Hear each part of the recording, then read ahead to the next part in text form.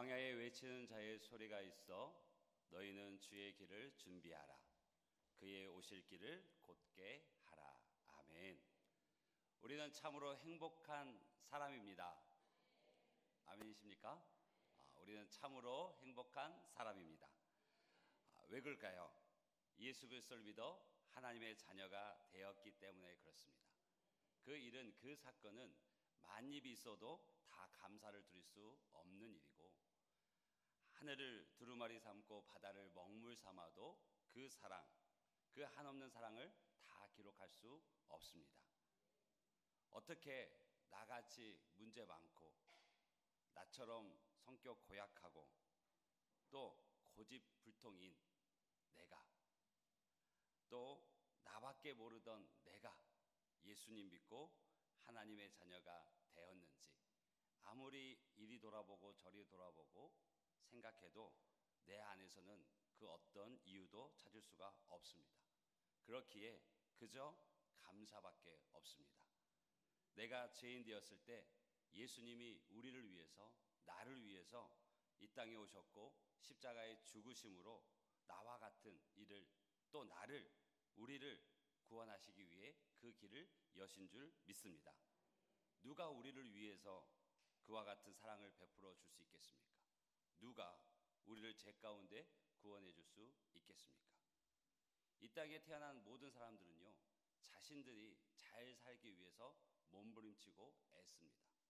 그런데 예수님은요, 이 땅에 우리를 위해서 희생하기 위해 오셨습니다. 당신이 아닌 우리를 위해서, 나를 위해서 이 땅에 오셨습니다. 그리고 십자가의 죽으심으로 자신의 인생과 자신의 생명까지 아낌없이 다 내어주셨습니다. 그렇기에 우리가 성탄의 때가 되었으면 정말 넘치는 은혜와 감사, 그 감격으로 주님께 나아가게 됩니다. 그저 연말에 들뜬 분위기 속에서 세상의 흥에 취해서 지나가는 시기가 아니라 주님의 은혜에 감사해서 감사합니다, 감사합니다, 감사합니다, 감사합니다, 그렇게 넘치는 감사로 주님 앞에 나아가고, 또 우리 주위에 약하고 소외되고 삶의 힘겨운 무게로 힘들어하는 이들에게 그들을 돌보고 그들에게 손을 내밀고 어깨를 내어주는 그런 뜻깊은 시간으로, 추운 겨울이지만 따뜻한 사랑으로 이겨낼 수 있게끔 그들에게 사랑을 베푸는 것이 우리의 삶이 되어야 할 줄로 믿습니다. 성탄을 앞두고 한 달을 대림절 또는 대강절이라고 부릅니다. 주님 오실 그날을 준비하면서 기다리고 사모하는 한 달입니다. 여러분은 예수님의 탄생을 기다리고 계십니까? 사모하고 계십니까? 할렐루야. 주의 길을 준비하라, 이 말은요, 예수 그리스도의 그 탄생, 동정녀 탄생, 그리고 이 땅에서 행하셨던 모든 사역, 십자가의 죽음과 부활, 다시 오시겠다는 그 예수님의 말을, 그 예수님의 행적을 기다리는 거예요. 믿기를, 받아들일 준비를 하는 것입니다. 동시에 그가 오실 길을 곧게 하는 것입니다. 각자의 마음을 곧게 하는 거죠. 각자의 마음에 있는 주님 오시기에 거추장스러운 것들, 혹여 그 발에 채이는 것들, 돌멩이도, 때로는 큰 돌도 그 앞에 방해가 되는 모든 우리 마음의 길을 주님이 오시기에 편하시도록 길을 여는 것, 준비하는 것, 곧게 하는 것, 그것이 그가 오실 길을 곧게 하랍니다. 이것은 나중이 아니라 지금 평평하게 곧게 만들라는 말씀입니다. 그 대림절, 그 대강절, 그 은혜가 우리 가운데 가득하길 주님을 축복합니다. 또 여기에는 또 하나의 의미가 담겨져 있습니다. 구세주의 탄생을 기다렸던 그 마음 그대로 다시 오실 예수 그리스도의 재림을 기대하고 기다리는 것입니다. 초대교회 성도들의 인사말이 무엇인지 아십니까? 우리는, 여러분은 무엇이라고 서로 인사하시죠? 사랑하고 축복합니다, 뭐 그렇게 인사하실 거예요. 초대교회 성도들은 마라나타 했습니다. 주님 곧 오십니다. 주님 다시 오십니다. 그 말뜻이 마라나타예요. 왜 그럴까요? 초대교회 성도들이 믿는 일이 참 녹록지 않았습니다. 참 많은 어려움이 있었고요, 이해할 수 없는 억울한 일들로 인해서 눈물 짓는 날이 더 많았던 것이 초대교회 성도들이었습니다. 그러니 주님 다시 오십니다. 주님 꼭 오십니다. 이 인사말이요, 그 어떤 위로의 말보다 큰 위로였고 그 어떤 격려의 말보다 큰 격려의 말이었습니다. 바라기는 그 마라나타, 그 심정이 우리 가운데 있기를 주님으로 축복합니다. 믿음으로 살아가다 보면 참 억울한 일 많지요. 믿음으로 걸어가다 보면 손해볼 일 많지요. 믿음으로 살아가다 보면 당연히 내가 누려야 될 권리임에도 불구하고 내려놔야 될 때가 있습니다. 그럴 때마다 우리는 마라나타, 또 계획하지 않는, 생각하지 않는 일들로 모함을 받기도 하고요, 어처구니 없는 일로 눈물을 짓기도 합니다. 그럴 때마다 마라나타, 주님 곧 다시 오십니다. 주님 다시 오십니다. 그것이 우리 스스로의 인사요, 우리 모두의 인사가 되어질 줄로 믿습니다. 혹 우리 중에 주님 조금만 있다 오세요 그러신 분은 없죠. 주님을 사모하고 기다리는 이 대림절, 대강절, 정말 하나님의 그 기쁨이 가득하길 주님으로 축복합니다. 그래서 12월은 예수님이 오시기를 기다리는 달입니다. 이미 오신 그 예수님과 더불어 다시 오실 주님을 기다리며 주께서 우리에게 주시는 그 기쁨과 소망을 소망하는, 기다리는 축복된 한 달이요 시즌인 줄로 믿습니다.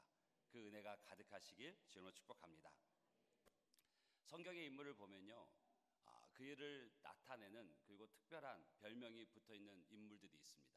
우리가 잘 아는 모세, 어떤 별명이 붙어 있을까요? 하나님과 대면한 사람. 다윗은 다 아시죠? 하나님의 마음에 합한 사람, 또는 하나님의 마음에 맞는 사람이라는 별명이 붙어 있습니다. 요셉은요, 하나님을 증거한 사람이라고 봅니다. 또 이사야는요, 이사야는 메시아를 보여준 사람이라는 별명이 붙어 있습니다. 예수 그리스도가 오시기 700여 년 전에 이 이사야서를 기록하면서 임마누엘의 예수, 평강의 왕 예수, 고난당하신 예수, 예수 그리스도의 출생부터 십자가 사건까지 다 예언을 하고 있습니다. 그래서 이사야서를 구약의 복음서라고 불리기도 합니다. 오늘 함께 우리가 읽은 본문은 유다의 그 12번째 왕 아하스의 연약함을 통해서 다시 오실 그 주님을 기다리는 은혜의 시간이 되시길 주님으로 축복합니다. 이 아하스 왕, 그의 기록은 열왕기 하와 역대하 28장에 기록되어져 있습니다. 당시는요, 이스라엘이 둘로 나뉘어져 있었습니다. 북이스라엘과 남유다로. 이 아하스가 유다의 왕이 될 때 나이가 20세였습니다. 그리고 그가 왕에 등극한 지 16년 동안 다스렸습니다.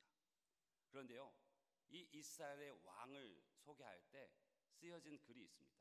항상 한 줄, 두 줄로 쓰여 있는데, 이는 다윗 왕과 같이, 또는 여호와 보시기에 정직이 행하였다, 이런 수식어가 붙어 있어요.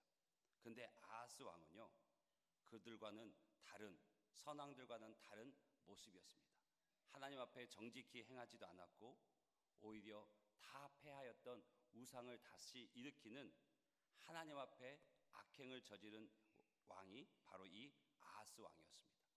그의 행적이, 그의 인생의 걸음이 얼마나 하나님 앞에 악했는지 세 가지를 보면, 먼저는 바알들의 우상을 다시 만들었습니다. 항상 하나님 보시기에 정직한 왕들, 다윗 왕과 같이 선한 왕들은요, 모든 마을의, 모든 나라의 주민들의 우상들을 다 제거했습니다. 그리고 오로지 하나님만을 섬기기를 결단하고 그의 힘을 썼습니다. 그런데 아하스 왕은요, 바알들의 우상을 다시 만듭니다. 또 두 번째는 자신의 자녀를 인신 제사의 제물로 바치는 것을 다시 시작합니다. 하나님은 이 일을 매우 가증한 것으로 여기셔서 이스라엘 백성들에게서 다 쫓아냈습니다. 그런데 이 아하스 왕이 이방신의 그 제사법을 다시 회복시켜서 이스라엘 민족이 하게끔 만들었습니다. 그리고 세 번째는 모든 산당, 또 산과 나무 아래에 제사를 드리고 분향하게 했습니다. 그러니 한마디로 보면 하나님 앞에 정말 막 나간 왕이 이 아하스 왕입니다. 그동안 앞에 있는 왕들이 하나하나 그 죄악된 것들을 다 철폐하고 없앴는데, 이 왕이 다시 이방신들의 우상으로 가득 채우고 하나님을 멀리하는데, 그 누구보다 앞서 갔던 왕이 바로 이 아하스 왕입니다. 이런 악행 때문에 결국 하나님은 그를 아랍 왕의 손에 넘깁니다. 아랍 왕은 많은 무리들을 사로잡아서 다메섹으로 갔고, 또 북이스라엘의 왕 베가의 손에 유다의 사람들이 죽게 만들었습니다. 어느 정도였냐면 유다에서 하루 동안 군인 12만 명이 죽을 정도였고, 또 20만 명이 북이스라엘에 끌려갈 정도로 처참하게 하나님께서 그에게 징계를 내리셨습니다. 다행히 하나님의 은혜로 북이스라엘에 오뎃이라는 하나님을 두려워하는 선지자가 있어서 그를 통해서 남유다의 백성들이 다시 돌아오게 되어지는, 하나님의 은혜로 돌아오게 되어지는 역사가 있었습니다. 그런데 이 장면을 역대하에서는 어떻게 설명하냐면, 당시의 국제 정서나 아랍의 어떤 폭력적인 호전적인 그러한 일로 인해서 이루어진 것이 아니라 아하스 왕이 하나님 앞에 패역했기 때문에 그 패역함을 돌이키기 위한 하나님의 도구로 쓰셨다는 거예요. 즉, 이 아하스 왕이 이스라엘 백성과 함께 너무나 하나님에서 멀어지니 채찍을 드신 거죠. 그것이 아람 군대였고 북이스라엘이었습니다. 그래서 채찍을 들어서라도 하나님의 선민, 하나님의 자녀된 백성들을 다시 주께로 돌아오기 위한 도구로 아람을 썼던 것입니다. 그런데 이 아하스 왕은 하나님께로 돌이키지 않습니다. 오히려 더 여호와 하나님보다 강력해 보이는 신을 찾아 그 자신의 실패를 극복하려고 애씁니다. 결국 그의 인생 16년의 시간이 지나고 죽었을 때 왕들이 들어가는 묘실에도 들어가지 못하는 불명예를 안고 불행한 삶으로 끝을 내게 되어졌습니다. 남유다 최악의 왕, 정말 어떤 것도 소망이 없고 우상과 미신으로 가득하고 자기의 의견대로 살아가는 그 인생들, 그 어두운 시기에 하나님께서 가장 어둡고 악한 그 시기에 여명의 빛을 보여주십니다. 그것이 임마누엘의 징조입니다. 그래서 이사야서 7장을 임마누엘의 징조라는 이름도 붙어 있습니다. 14절 보면 그 징조가 있죠. 그러므로 주께서 친히 징조를 너에게 주실 것이라. 보라, 처녀가 잉태하여 아들을 낳을 것이요 그의 이름을 임마누엘이라 하리라. 아멘. 그리고 오늘 본문에서 나오는 또 이 상황은 무엇이냐면, 이미 아람과 북이스라엘에게 그토록 아픈 과거가, 상처가, 또 하나님의 채찍이 경험했음에도 불구하고 이 아하스 왕이 하나님을 더 멀리 떠나는 모습이 나옵니다. 이제 시대가 바뀌어서 아수르 제국이 세력을 넓혀옵니다. 그러니 이 아람 왕과 북이스라엘 왕이 서로 협력 관계를 맺습니다. 동맹을 맺습니다. 그래서 아수르와 대항하려고. 그래서 이 남유다에 있는 아하스 왕에게 도움을 요청합니다. 너희도 우리 안에 들어와라. 근데 아하스 왕이 거절하죠. 그러니까 아람 왕과 북이스라엘 왕이 이 유다 왕을 치기 위해서 내려옵니다. 그 소식을 듣고 2절에 보게 되어지면 어느 심정이었냐면, 왕의 마음과 그의 백성의 마음이 숲이 바람에 흔들림같이 흔들렸더라라고 얘기합니다. 즉 우리 표현으로 얘기하면 사시 떨듯이 떨었다라는 얘기죠. 그 소식만으로 두려워 떨게 되어집니다. 그때 이사야 선지자를 통해서 하나님께서 말씀하십니다. 4절에 이들은 연기나는 두 부짓갱이 그루터기에 불과하니 두려워하지 말고 낙심하지 말라라고. 북이스라엘과 또 아람 왕이 너희를 침략하러 올라오지만 그들을 두려워하지 말라고. 그 소식에 낙심하지 말라고요. 왜요?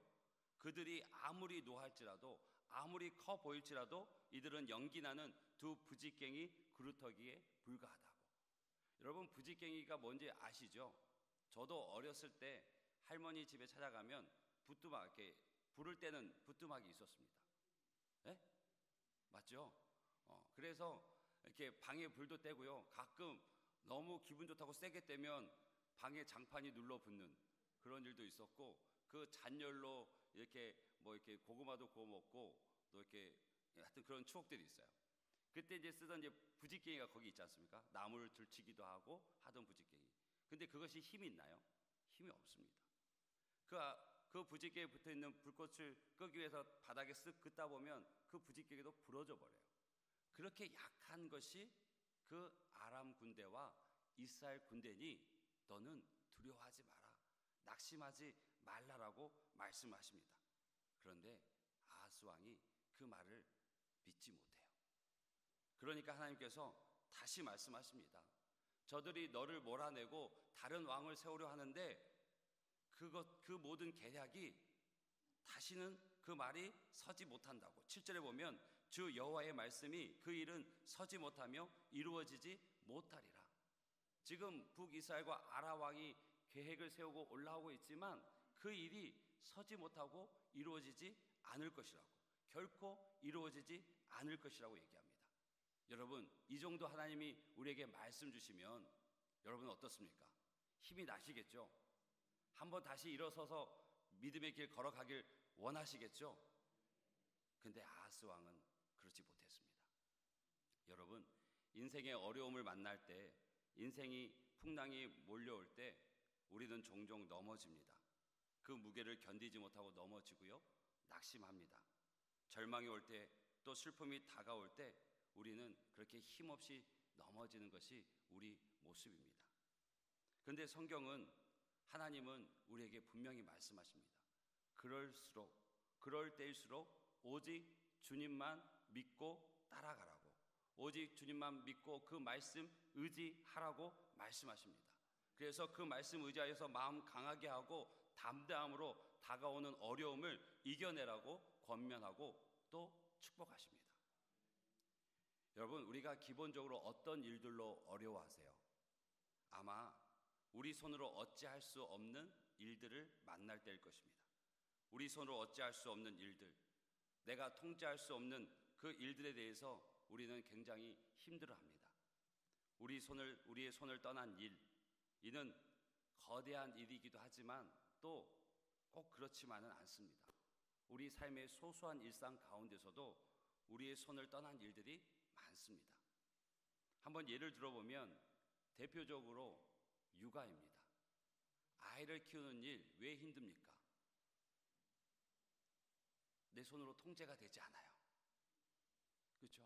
자야 될 때 자고 먹어야 될 때 먹었으면 좋겠는데 아니에요. 막무가내예요. 울고 싶을 때 울고 자고 싶을 때 자고 먹고 싶을 때 먹습니다. 그러니까 힘들지요. 어디 이뿐입니까? 남편과의 관계 내 마음대로 되시던가요? 이 고요함은 내 손 안에 꽉 있습니다. 그 표현입니까? 아내와의 관계도 마찬가지죠. 자식은 어떻습니까? 내 마음대로 안 됩니다. 부모님과는 또 어떠세요? 시부모님과는 또 어떠십니까? 매일같이 경험하는 이 관계 역시도 우리가 통제할 수 없는 영역들입니다. 직장은 어떠세요? 또 학교는 어떠세요? 사회생활 속에 우리가 걸어가는 모든 일상 속에 우리가 통제할 수 없는 일들로 가득합니다. 우리가 손을 쓸 수 없는 일이 어렵고 버겁게만 느껴지는 것, 여러 가지 이유가 있겠지만 우리가 손을 써야지만 그 일들이 해결될 수 있다는 생각 때문에 더 힘들고 어렵게 느껴지는 것은 아닌지 모르겠습니다. 그러나 그 일에 대해서 손을 쓸 수 없어 힘들어하는 우리들에게 하나님은 이렇게 말씀하시는 것 같습니다. 얘야, 네가 지금 손 쓸 수 없어 속상해하는 그 일 내가 함께하고 있어. 그 일 너의 일이 아니야. 그 일은 내가 너의 삶에 책임을 가지고 내가 하는 일이야. 나에게 맡겨라 라고 하는 것 같습니다. 사랑하는 여러분, 내가 더 이상 손 쓸 수 없을 때 내 삶에 더 큰 책임감을 가지고 일하시는 분이 계십니다. 그분이 하나님이세요. 그 증거가 예수 그리스도입니다. 하나님께서 우리보다 우리의 삶에 더 큰 책임감을 가지고 그 책임감을 느끼시기 때문에 우리가 져야 할 그 모든 죄의 짐을 당신이 대신 지셨습니다. 그래서 완전한 하나님이 완전한 사람이 되어셔서 우리를 대신해서 십자가에 죽으신 것입니다. 하나님께서 우리 삶에 더 큰 책임을 가지고 그 책임을 이루시기 위해서 오늘도 우리와 함께 하시고 일하고 계신 줄 믿습니다. 손을 쓸 수 없는 그때 우리의 삶을 자신의 손으로 잡고 책임을 다하시는 예수 그리스도를 바라보는 것이 믿음입니다. 우리의 삶을 붙드시는 예수 그리스도가 우리의 삶을 붙드시는 하나님의 손인 줄 믿습니다. 그래서 이사야 선지자는 9절에 아하스에게 이렇게 얘기합니다. 만일 너희가 굳게 믿지 아니하면 너희는 굳게 서지 못하리라. 굳게 믿지 않으면 굳게 설 수 없다라고. 그래서 이사야서 26장 3절 4절에도 동일한 말씀을 하십니다. 주께서 심지가 견고한 자를 평강하고 평강하도록 지키시리니 이는 그가 주를 신뢰함이니이다. 너희는 여호와를 영원히 신뢰하라. 주 여호와는 영원한 반석이심이로다. 아멘. 주께서 누구를 지키십니까? 심지가 견고한 자, 굳게 믿는 자를 지키신다 약속하셔요. 하나님께서 우리가 주를 신뢰할 때 하나님께서 일하신다고 말씀하고 계신 것입니다. 바라기는 하나님을, 여호와를 영원히 신뢰하십시오. 그분은 영원한 반석 되십니다. 어떤 상황, 어떤 자리, 그 속에서도 하나님만이 영원한 반석이 되십니다.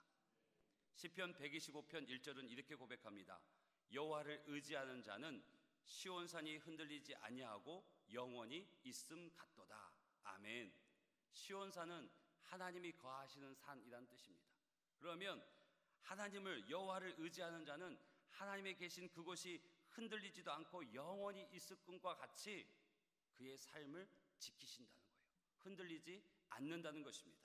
여러분, 우리 시편 125편 1절 말씀 한 번만 더 띄워주시면, 한번 내 삶이 이와 같이 되기를 바라고 하나님께서 이 일을 반드시 이루실 것을 소망하며 한번 크게 외쳤으면 좋겠습니다. 함께 읽겠습니다. 시작. 여호와를 의지하는 자는 아멘. 그 고백대로 살아가는 저와 여러분이 되시길 주님으로 축복합니다. 그럼에도 우리가 흔들리는 이유가 뭘까요? 그럼에도 수없이 다짐하고 결단하면서도 굳게 믿지 못하는 이유가 있습니다. 저는 한 3가지 정도 생각해 봤습니다. 첫 번째는 보이지 않기 때문입니다. 하나님이 보이질 않아요. 이 말은 하나님의 말씀이 내게 없습니다. 우리가 믿음의 길 걸어갈 때 우리가 이렇게 서 있듯이 두 다리가 있듯이 말씀과 기도에 기둥이 있어야 됩니다. 말씀을 통해서 하나님을 알게 되어지고요, 기도를 통해서 하나님을 경험하게 되어집니다. 근데 내 삶에 말씀이 없어요. 하나님이 어떤 분이신지, 나를 향한 어떤 계획을 갖고 계신지 알지를 못합니다. 또 기도가 없어요. 기도는 하나님을 전적으로 믿는 자만이 할 수 있습니다. 여러분 삶에 어떤 문제가 있을 때 가장 먼저 생각나는 이가 누구십니까? 하나님이시기를 바랍니다. 하나님이 보이지 않기 때문에 두려워하는 거예요. 두 번째는 경험이 없기 때문입니다. 하나님과 함께 이겨낸 경험이 없어요. 주님의 이름으로 선택한 삶의 그 걸음, 그것이 빈약합니다. 내가 할 수 있는 역량 안에서 신앙생활을 해왔기 때문에, 내 삶의 역량 안에서, 믿음의 크기 안에서 한 번도 도전해 본 적이 없기 때문에 하나님을 경험하지 못합니다. 왜요? 딱 내가 할 수 있는 만큼, 그만큼 하기 때문에 크신 하나님을 경험하지 못합니다. 세 번째는 용기가 없습니다. 그렇죠. 하나님이 보이지 않고 하나님이 내 삶 속에 함께 하심을 경험하지 못했으니 용기가 없는 것은 당연한 모습입니다. 아무리 문제보다 크신 하나님을 외쳐도 내가 경험해보지 않았고, 문제보다 크신 하나님이 보이지 않으니 문제를 마주할 용기가 없는 것이죠. 상황에, 감정에 흔들릴 수밖에 없는 것이죠. 지금 당장 말씀 보고 말씀 듣고 굳게 믿어야지, 굳게 서야지 라고 다짐하고 돌아가지만 용기가 인해 연기처럼 사라져 버리는 거예요. 그런 아하스 왕에게 하나님께서 말씀하십니다. 이렇게 확실한 하나님의 약속 앞에서도 아하스는 주저했습니다. 그러자 하나님께서 그에게 징조를 구하라고 말씀하십니다. 믿을 수 있을 만한 징조를 줄 테니 무엇이든지 구해보라고 오히려 하나님이 아하스 왕을 설득해요. 10절 11절 말씀 보면 여호와께서 또 아하스에게 말씀하여 이르시되 너는 내 하나님 여호와께 한 징조를 구하되 깊은 데에서든지 높은 데에서든지 구하라 하시니. 이게 무슨 말이에요? 지금 아하스가 하나님이 계속해서 말씀 주시는데 믿지를 못해요. 주저하고 있어요. 그 문제 앞에 여전히 사시나무 떨듯이 떨고 있어요. 그러니까 하나님이요, 그 연약한 아하스 왕에게 말씀하시는 거예요. 야, 네가 믿을 만한 표적을 한번 구해봐. 이거 보면 내가 하나님 믿겠습니다. 이거 보여주시면 하나님의 말씀이 이루어짐을 내가 믿겠습니다 할 만한 표적을 구해봐. 하늘에 있는 것도 땅에 있는 것도 다 좋아. 내가 보여줄게. 그렇게 얘기해요. 근데 아하스 왕이 어떻게 했을까요? 아하스 왕이요, 이런 말을 합니다. 사람이 하나님을 시험하지 않는 것이 옳다고. 그래서 구하지 않겠다고. 언뜻 보면 믿음이 있어 보입니다. 그런데 그 마음의 중심에는요, 하나님을 믿지 않는 거예요. 더 정확히 얘기하면 그 마음에는요, 이미 그 문제에 대한 답을 스스로 갖고서 하나님의 말씀을 듣지 않는 거예요. 그에게는 이미 생각했어요. 돌아가는 정치, 돌아가는 그 전쟁의 상황을 보고서 아수르를 잡아야겠다. 아수르와 한편이 돼야겠다. 그렇게 그는 이미 결정했어요. 그리고 이 어려움을 타개하는 방법이 아수르 왕과 화친하고 동맹을 맺는 것이라고 여겼기 때문에 하나님의 음성이 들리지 않습니다. 하나님이 그토록 말씀하시고 네가 믿을 만한 증거를 내가 보여줄게 해도 구하지 않습니다. 얼마나 그가 악한지, 얼마나 그가 하나님께로부터 멀리 멀어졌는지 우리는 알 수 있습니다. 여러분, 하나님을 믿지 못해서 표적을 구하는 것은 하나님께서 기뻐하시는 모습은 아닙니다. 그러나 믿기 위해서 표적을 구하는 것은 기뻐하시는 일입니다. 때로는 우리가 믿음의 길 걸어갈 때 이것이 하나님의 뜻인지 이것이 하나님의 방법인지 모를 때 여러분은 어떻게 기도하십니까? 하나님, 분별할 수 있는 지혜를 주십시오라고 얘기하잖아요. 그리고 정말 이 일이 이렇게 되어지면 하나님의 뜻인 줄 알겠습니다라고 구하기도 합니다. 그러시죠? 경험 있으시죠? 세 분만 있으신 것 같아요. 그렇죠? 우리가 하나님의 음성을 들어도 말씀 가운데 그 생각이 들어도 확실치 못할 때가 있잖아요. 그래서 더 기도하지 않습니까? 그렇게 기도하다 보면 정말 내가 원하는 대로 답을 주시는 경우가 있습니다. 또 때로는요, 그 기도 중에 사람의 말이 또는 글이 또 어떤 것이 하나님의 음성처럼 가슴에 팍 새겨지는 때가 있어요. 그것은 아무리 주변이 뭐라 말해도 흔들리지 않습니다. 상황은 여전히 거센 풍랑이어도 흔들리지 않습니다. 그 은혜를 경험하시길 주님으로 축복합니다.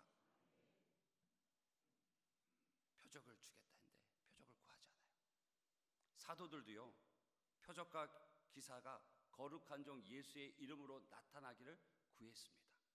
믿음을 위해서, 더 잘 믿기 위해서, 더 하나님의 기뻐하시는 그 삶을 살아가기 위해서 표적을 구하는 것, 징조를 구하는 것은 잘못된 일이 아닙니다.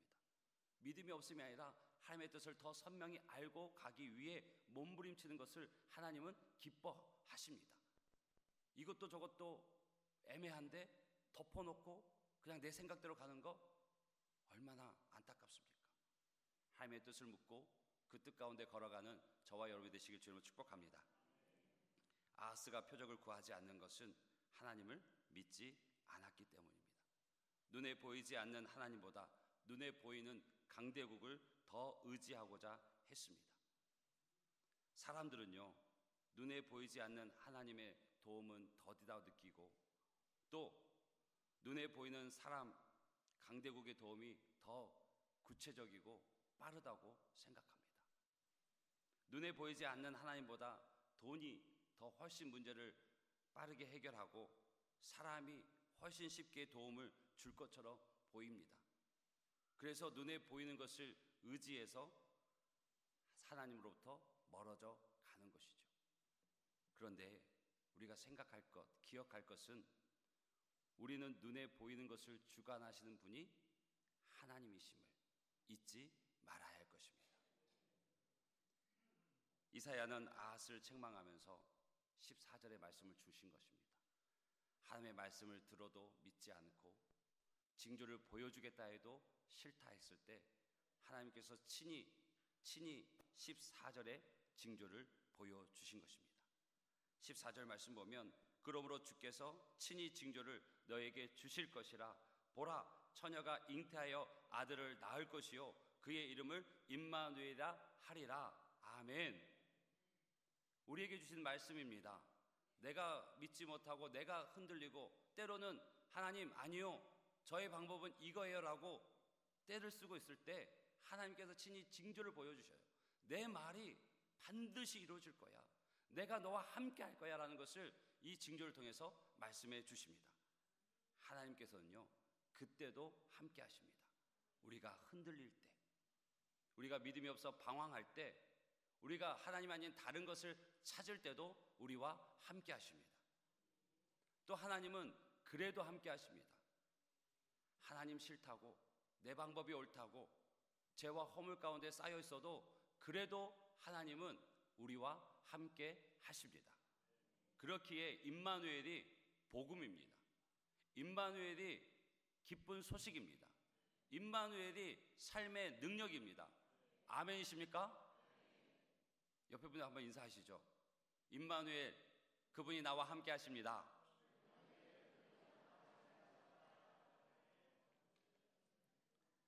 그 말을 하시면서 얼굴의 표정이 환해지는 걸 보셨습니까? 맞아요. 하나님이 우리와 함께 하시면 우리의 마음의 모든 어둠은 물러갑니다. 하나님이 우리 가정 가운데 하시면 우리 삶의 모든 고난도 끝나는 줄 믿습니다. 하나님이 이 나라 민족 가운데 함께 하시면 우리의 아무리 머리를 쥐어잡고 고민하던 것들이 한 방에 해결될 줄 믿습니다. 그게 하나님의 능력이에요. 그게 하나님의 방법입니다. 하나님이 우리와 함께 하시는 것이 축복입니다. 그런데 여러분 한번 같이 생각해 보세요. 창조주가 피조물과 함께 한다는 것, 거룩과 죄가 함께 한다는 것, 빛과 어둠이 함께 한다는 것, 이것이 가능할까요? 가능하지 않습니다. 있을 수 없는 일이죠. 하나님은 창조주십니다. 거룩한 이시고요, 빛이십니다. 우리와 함께 할 수 없는 분이세요. 우리는 사람은 피조물입니다. 그리고 죄인이고 어둠입니다. 하나님과 함께 할 수 없는 우리요 나입니다. 그런데 하나님께서 우리와 함께 하신다고 임마누엘, 기꺼이 너희들과 함께 하겠다고 말씀하셨고 이를 위해 예수님께서 이 땅에 오신 것입니다. 빌립보서 2장 6절 8절 보면 그는 근본 하나님의 본체시나 하나님과 동등됨을 취할 것으로 여기지 아니하시고 오히려 자기를 비워 종의 형체를 가지사 사람과 같이 되셨고 사람의 모양으로 나타나사 자기를 낮추시고 죽기까지 복종하셨으니 곧 십자가에 죽으심이라. 아멘. 불가능을 가능케 하셨습니다. 안 되는 일을 되게 하셨습니다. 만왕의 왕이요 만주의 주 되신 하나님께서 우리와 함께 하심으로 임마누엘 하심으로 나를 위해 죽으시고 성령으로 동행하심으로 우리를 승리케 하시는 줄 믿습니다. 이기게 하시는 줄 믿습니다. 그 고난의 터널을 넉넉히 이기게 하실 줄 믿습니다. 하나님은 너무 친절하셨어요. 이 약속을 반드시 당신이 이루겠노라고 이사야서 9장에 뭐라고 표현하시냐면 만군의 여호와의 열심히 이를 이루리라라고 말씀하셔요. 그 말씀 믿고 나아가는 저와 여러분 되시길 주님 축복합니다. 때로는 우리가 살아가면서 마음 한켠에 눈에 보이지 않는 하나님보다 눈에 보이는 것을 더 의지하고 싶은 유혹이 있을 수 있습니다. 현실을 더 의지하고자 하는 그 마음, 그 불신을 걷어내 주시고 하나님의 약속을 붙들게 해달라고 기도하는, 그리고 그 주님이 내게, 우리 가정에, 우리 공동체와 이 나라의 민족 온 열방 가운데 임하여서 참된 평강을 누리는 그날이 속히 오기를 기다리는 저와 여러분이 되시길 주님을 축복합니다. 우리가 걸어가는 그 모든 길, 그 길 가운데 하나님이 함께 하십니다. 모든 어둠을 몰아내는 빛으로 함께 하심을 믿습니다.